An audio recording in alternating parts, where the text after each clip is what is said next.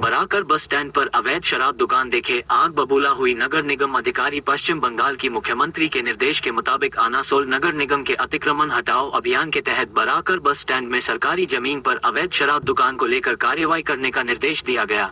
मिली जानकारी के मुताबिक नगर निगम के अधिकारियों ने स्थानीय पुलिस प्रशासन के साथ बराकर बेगुनिया से लेकर बस स्टैंड तक अतिक्रमण हटाओ अभियान के तहत अवैध दुकानदारों को कड़ी चेतावनी दी है।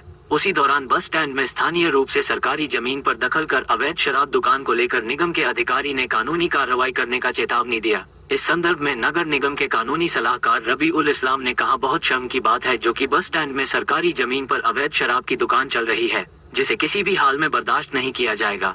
इसके बाद उन्होंने अवैध तरीके से शराब बिक्री करने वाले होटल के बाहर के चूल्हे को निगम कर्मचारियों द्वारा ध्वस्त करवाया। उक्त स्थान पर हजारों यात्री का आवागमन होता है। पुलिस इस पर कानूनी कार्रवाई करेगी। छोटे दुकानदारों को लेकर कहा कि व्यवसाय कर सकते हैं, किसी की रोजी रोटी नहीं छीना जाएगी।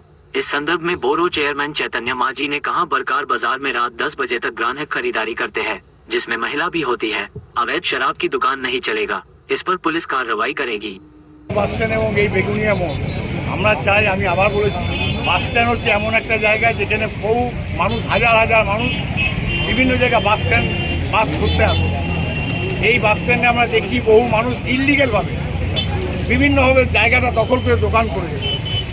এবং যদি কেউ ছোটো ছোটো সাইডে দোকান করে থাকে, যদিও আমাদের এখানে কোনো দোকানে প্রপোজাল নেই, তবুও সাইডে যদি ছোটো দোকান থাকে, কেউ করে থাকে, আমরা তাদেরকে বলেছি তোমরা জিনিসপত্র আনো, জিনিসপত্র নিয়ে চলে যাও।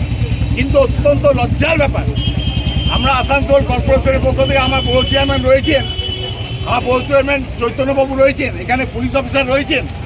মানে এটা আমি একজন আসানসোলবাসী হিসাবে আমি অত্যন্ত দুঃখিত, অত্যন্ত আমি লজ্জিত যে আসানসোল বাস স্ট্যান্ডে কোন একটা বাস স্ট্যান্ডে বড় করে সেখানে মানুষ কি করে দেখে সহ্য করে যে একটা বেআইনি মদ এখানে বিক্রি হচ্ছে। এটা নিয়ে বারবার অভিযোগও উঠছিল। হ্যাঁ, আমি তো বললাম যে আমরা অত্যন্ত লজ্জিত যে এরা সাহস পেল কোথার থেকে। এরপর কি পুলিশি কারবাই হবে? একদম অবশ্যই, যে করছে, যারা এই অন্যায়ভাবে দুর্নীতি করছে, অন্যায় করছে, পুলিশ তার নিজস্ব তার আইন মোতাবেক পুলিশ তার কাজ করবে। এবং আমরা আজকে যেটা বলেছি, তোমাদের যদি ছোট দোকান চালু করা থাকে তোমরা সাইডে গিয়ে চালু করো, বড় দোকান থাকলে আমরা সেটা রাখতে দেবো না।